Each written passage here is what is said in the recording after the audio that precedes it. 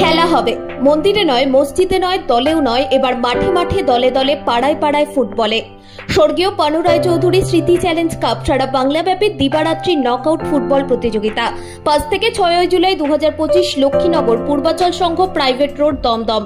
বিজয়ী 5001 স্বর্গীয় শিবু চক্রবর্তী স্মৃতি চ্যালেঞ্জ, বিজিত ট্রফি 4001। উপস্থিত ছিলেন উদ্বোধক অধ্যাপক ব্রাত্য বসু, মাননীয় শিক্ষামন্ত্রী পশ্চিমবঙ্গ সরকার, প্রধান অতিথি অধ্যাপক সৌগত রায়, মাননীয় সাংসদ দমদম লোকসভা, প্রধান পৃষ্ঠপোষক সুরজিৎ রায়চৌধুরী, পৌর প্রতিনিধি দক্ষিণ দমদম পৌরসভা, ব্যবস্থাপনায় রীতা রায়চৌধুরী, পৌর প্রতিনিধি দক্ষিণ দমদম পৌরসভা। আসুন ফুটবলের মাধ্যমে আমরা গড়ে তুলি একতা, প্রেরণা আর জয়ের নতুন ইতিহাস।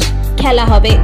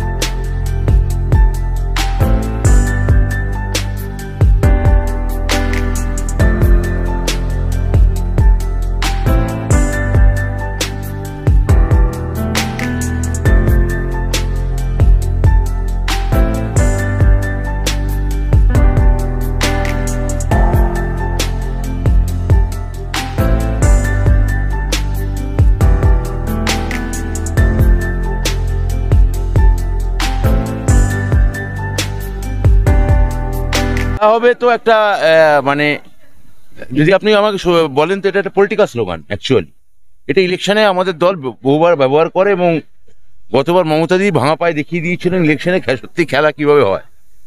তো আমি সেই নির্বাচন বা রাজনীতির ওইখানে যেতে চাইছি না। আমি বলতে চাইছি যে খেলা হবে, এটা আমার এখানে কাউন্সিলর সুরজিৎ রায়চৌধুরী স্লোগানটা দিয়েছেন পলিটিক্যাল উদ্দেশ্যেই দিয়েছে, কিন্তু উদ্দেশ্যটা খেলাই। এখানে খেলা হচ্ছে তার প্রয়াত দাদার নামে একটা টুর্নামেন্ট করেছেন, সেখানে এই সমরেশ চৌধুরী, কার্তিক শেঠ, দীপেন্দু বিশ্বাসের মতো আমাদের ভারতীয় খুব নামকরা বিখ্যাত কিংবদন্তি ফুটবলাররা এখানে আজকে এসছেন।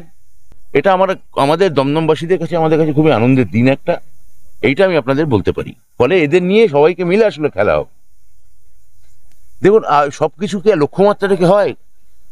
এরপর আপনি বলবেন এটা কি 31-এর দিকে তাকিয়ে ইলেকশন, এই টুর্নামেন্ট বা 36, তা তো নয়। খেলা খেলার মতো হয়, নির্বাচনের মতো আসে যায়। এখানে মমতা ব্যানার্জি যতদিন আছেন ততদিন তিনি, যদি না প্রধানমন্ত্রী হয়ে যেতে না হয়, তিনি আজীবন মুখ্যমন্ত্রী থাকবেন। ফলে আলাদা করে কোনো পলিটিক্যাল পারপাসে আমাদের খেলার টুর্নামেন্ট করার দরকার আছে বলে আমার মনে হয় না। খেলতে হবে। ফুটবল হচ্ছে আমি মনে করি তৃতীয় বিশ্বের সব থেকে উপযোগী খেলা, এবং ফুটবল সারা পৃথিবীর সব থেকে বেশি দেশ খেলে। ফুটবলই বাঙালির খেলা। ফুটবল ব্রিটিশ কলোনি থেকে আমরা পেয়েছি, কিন্তু কলোনিয়াল তো সে তো ধরুন স্পেন থেকে পেয়েছে আর্জেন্টিনা, পর্তুগাল থেকে পেয়েছে ব্রাজিল, সবই কলোনি। কিন্তু তারা যেখানে আছে আমরা যেতে পারিনি। আমার ঠাকুরদার বাবা যখন মানে 1911 সালে মোহনবাগান শিল্ড জিতছে, এবং তার জন্য আমার ঠাকুরদার ছাদে, তখন ক্যামেরুনে ফুটবল শব্দটা কি কেউ জানে না, বা নাইজেরিয়া দেশটাই আবিষ্কার হয়নি তখন। তারা আজকে বিশ্বকাপ খেলছে, আমরা খেলতে পারছি না। কোথায় আমরা জানেন আপনারা সবাই। তো তার কারণ হচ্ছে যে আমাদের অনেক স্ট্রেট পলিসি নেওয়া উচিত। ফুটবলের প্রতি একটা ভালোবাসা থাকা উচিত, এবং ফুটবলই থার্ড ওয়ার্ল্ডের খেলা, এটা বলতে পারি। দলে যেটা প্রাপ্তদা বললেন যে ডেভিডকে নেওয়া উচিত, এরকম অনেক খেলোয়াড় আছে যারা জাতীয় দলে সুযোগ পাওয়া উচিত, তাদেরকে জাতীয় দলে সুযোগ পাচ্ছে না। কারণটা তো আমরা জানি না। এবার এটা অল ইন্ডিয়া ফুটবল ফেডারেশনে ভেবে দেখা উচিত। বেশিরভাগ যখন ভারতবর্ষের ফুটবলের র্যাঙ্কিং ভালো ছিল, কার্তিক দাস, সমরেশ চৌধুরী, প্রসূন ব্যানার্জি মতো খেলোয়াড়রা ভারতীয় দলে তখন খেলেছে। কিন্তু বাঙালি প্লেয়ার বেশি থাকলে ভারতবর্ষের ফুটবলের পক্ষে ভালো। তো কলকাতা লিগে তুমি দেখবেন যে আমাদের 6 জন বাংলার খেলোয়াড় খেলাতেই হবে সব টিম। এটা একটা ভালো উদ্যোগ যেটা আইএফএ করেছে, এবং আমাদের রাজ্যের ক্রীড়ামন্ত্রী অরূপ বিশ্বাস এর জন্য আইএফএ কে বলেছিলেন যে বাংলার বেশি সংখ্যক খেলোয়াড় দলে রাখা হোক। সেই জায়গায় এই যে 6 জন বাংলার ছেলে থাকলে কি হচ্ছে, আপনার 20 জনে প্রায় 11-12 জন করে প্লেয়ার থাকছে, এবং কোনো টিমে প্রায় 20টা বাংলার খেলোয়াড় থাকছে। এতে কি বাঙালি প্লেয়াররা খেলার সুযোগ বেশি পাচ্ছে। তাই দাদার সেই যে অসম্পূর্ণ কাজ, আমি চাইবো এখনকার ছেলে মেয়েরা, এখন তো আমরা সব কিছু প্রচার মাধ্যমে খাই, প্রচার মাধ্যমের উপর নির্ভর করে জামা কাপড় পরি, প্রচার মাধ্যমে নির্ভর করে চুলের স্টাইল করি। যদি প্রচার ভালো হয়, কোনো সেলিব্রিটি যে সাবান মাখে টিভিতে দেখি, সেই সাবান মাখার চেষ্টা করি। তার জন্য আমি চাই এই ফুটবল খেলার প্রসার হোক। তো যে সমস্ত ছেলে মেয়েরা এই মুহূর্তে মোবাইলে আমাদের একটাই তো সাহায্য, আমাদের এই মাঠে 365 আমাদের ওয়ার্ডে প্রত্যেক মাঠেই ফুটবল খেলা হয়, এবং তাদের খেলাধুলার সব সামগ্রী সারা বছরই আমি দিই, তাদের সরবরাহ করি। আমি বিশ্বাস করি যে ছেলে ফুটবল ভালোবাসে তার দ্বারা কোনো খারাপ অন্যায় কাজ হতে পারে না, সে কোনো কলেজে অন্যায় কাজ করতে পারে না। যে ফুটবল খেলেনি তারা অন্যায় কাজ করে। বাংলা দেখতে থাকুন, সঙ্গে থাকুন বেঙ্গল নিউজ টিভি।